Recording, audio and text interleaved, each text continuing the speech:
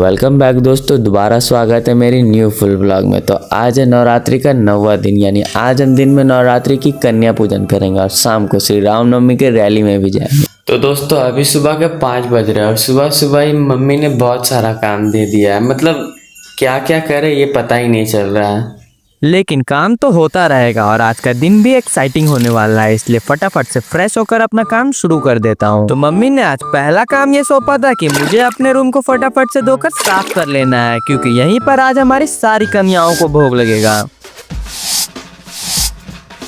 तो अपने रूम को चमकाकर अब मेरा सेकंड टास्क ये है कि मुझे अपने घर के पूजा के लिए ढेर सारी फूल लानी होगी और ये काम मुझे काफी आसान लगता है क्योंकि ये रोज का है। तो अपनी टोकरी लेकर मैं जहाँ तहाँ से फूलों को कलेक्ट कर लेता हूँ, बिल्कुल एक टिकट कलेक्टर की तरह। तो ये दो काम करके जैसे ही थोड़ी देर बैठता हूँ कि मम्मी का तीसरा आदेश आ जाता है कि जल्दी से बाजार से सामान लाना होगा। और यही काम मुझे सबसे हार्ड लगता है क्योंकि सामान लाने का तो मैं ला दूं, बट मम्मी को पसंद नहीं आए तो वापस करने में मेरे पसीने छूट जाते हैं। और इस बार भी वही हुआ, मेरा लाया हुआ प्रोडक्ट मम्मी को पसंद नहीं आया, बट अब कुछ नहीं हो सकता है क्योंकि प्रसाद बनाने का समय निकला जा रहा था। और वही दूसरी तरफ दीदी ने भी माँ दुर्गा की सप्तशती पाठ शुरू कर दी थी, जिसे सभी बच्चे बड़े ही प्यार से सुन रहे थे। तो पंडित जी के टाइम अनुसार कुछ ही देर में पंडित जी आ जाएंगे, इसलिए फटाफट से नहाकर रेडी हो जाता हूँ। बट मैं चैन से रहूं ये कहाँ किसी को पसंद है। मतलब अब मुझे पंडित जी को भी लाने जाना होगा और लाने के लिए तो मैं निकल जाता हूँ, बट इधर पहुंचकर पता चला कि पंडित जी कहीं कलश यात्रा में बिजी है। और फोन करता हूँ तो कहते हैं कि वही मंदिरिया पास रहो, बस 5 मिनट में आते हैं। तो एक बार भरोसा कर सकते हैं कि आरसीबी ट्रॉफी जीत सकती है, बट त्योहार के दिन पंडित जी के ये 5 मिनट की बात पर कभी भरोसा नहीं होता है। मतलब 5 मिनट बोल बोलकर 1 घंटे बाद आए हैं।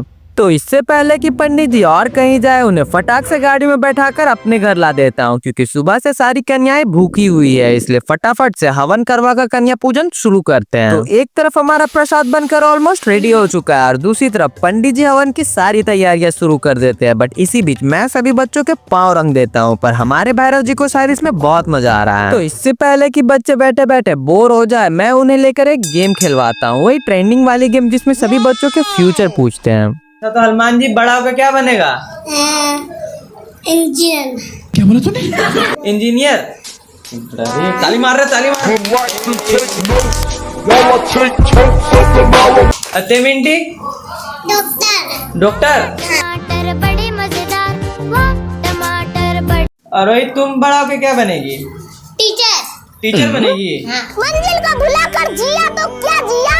तो जैसे ही पंडित जी हवन खत्म करते हैं पूरी तेजी से भागते हैं। मतलब आज उनके पास रुककर प्रसाद खाने का भी समय नहीं है और हम जबरदस्ती रोकते भी है तो कहते हैं कि आज का दिन तो कन्याओं के लिए, आज हम कैसे खा सकते हैं। पर कुछ भी बोलो, पंडित जी तो अपनी जल्दबाजी की वजह से प्रसाद नहीं खा पाए, बट हमारी 9 कन्याओं को इतना देर भूखा रखना शोभा नहीं देता है, इसलिए फटाफट से इनका तिलक करके इन्हें माता की चुनरी उड़ा देते हैं। बट भैरव जी को पसीने पोंछने के लिए कॉटन का रुमाल, क्योंकि हमारे भैरव जी काफी चंचल हैं। तो हम फटाफट से अपनी सारी कन्याओं को भोग लगाना शुरू कर देते हैं, बट भोग शुरू हो उससे पहले एक बार माता का जयकारा होना ही चाहिए। बोला बोला अम्बे मात की।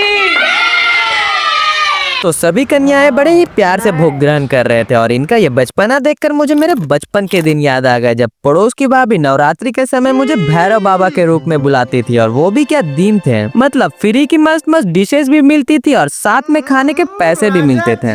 तो सभी कन्याओं को भोग लगाकर अब बारी है उन्हें दक्षिणा देने की और साथ ही उनसे ढेर सारा आशीर्वाद लेने की। तो सभी चीज कुशल मंगल तरीके से संपन्न करके हम सभी बच्चों को घर भेज देते हैं। अब फाइनली सुबह से भूखे रहने के बाद now it's my turn to receive my Navratri prasad. और सच में इतने देर से भूखे रहने के बाद ये और भी डिलीशियस लग रही है।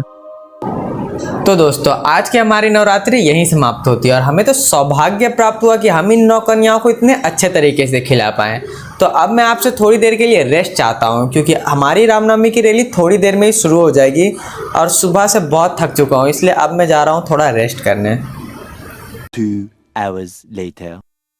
तो दोस्तों दोबारा स्वागत है आपका नवरात्रि के क्लाइमेक्स के बाद रामनवमी की रैली में। एंड थोड़ी देर पहले मैं रेस्ट करने गया था बट ऐसी रेस्ट एंड पीस में चला गया था कि आज की मेरी रैली तो छूट ही जाती। बट अच्छा हुआ कि ओम भाई ने बिल्कुल सही वक्त में उठा दिया। तो ओम भाई को साथ लेकर हम आ जाते हैं हमारे नूनिया बस्ती, जो कि हमारी रैली की स्टार्टिंग पॉइंट है। तो जैसे ही हम यहाँ पहुँचते हैं भीड़ की संख्या काफी कम थी बट थोड़ी ही देर में अचानक से काफी भीड़ बढ़ जाती है क्योंकि 4 बजे तक सभी इलाके की रैली यहाँ आ जानी चाहिए, वरना आपको बाद में रैली के बीच में घुसना पड़ेगा। तो इधर भीड़ की संख्या बढ़ती ही जा रही थी एंड फिर एंट्री होती है हमारी सुरक्षा कर्मियों के, मतलब श्री राम जी की शोभा यात्रा में ये पीछे कैसे हट सकते हैं। तो एकदम एक्यूरेट 4 बजे हमारी शोभा यात्रा शुरू हो जाती है और अगले साल के मुकाबले इस साल तो दुगनी भीड़ हो गई है। इसीलिए तो शायद हमारे प्रशासन ने इतने सारे साउंड सिस्टम का परमिशन दिया है, जिससे होगा ये कि सभी भीड़ अलग अलग जगह डांस करेगी, जिससे रोड जाम होने का कम चांस है। पर ये शायद प्रशासन की भूल थी क्योंकि साउंड सिस्टम 8 हो या 16 भीड़ कम होने की जगह और भी बढ़ती जा रही थी। और ये जुनून सिर्फ डीजे के बेस का नहीं है बल्कि लोगों में जाग रही भक्ति भावना का है। मतलब शोभा यात्रा में सभी भक्त इस तरह डांस कर रहे थे कि मानो अपने सुध बुध खो बैठे हो। ना धूप की परवाह ना थकान का एहसास, बस हर तरफ श्रद्धा जोश और आनंद का माहौल बना हुआ है। जैसा कि मैंने पिछली बार भी बताया था कि हमारी रामनवमी की शोभा यात्रा तकरीबन 4 किलोमीटर तक चलती है और ये रैली जहाँ जहाँ जिस रोड से गुजरती है वहीं से भीड़ की संख्या और भी बढ़ने लगती है। और इस बार तो हद ही हो गई, मतलब आगे बढ़ने के लिए थोड़ा सा भी जगह नहीं मिल पा रहा। वैसे तो हम सोच कर ही आए थे कि इस बार हम पूरा नहीं जाएंगे क्योंकि सुबह से काफी थक चुका हूँ और अब की बार रैली में भीड़ भी बहुत ज्यादा है, इसलिए अब हम जा रहे हैं अपने घर।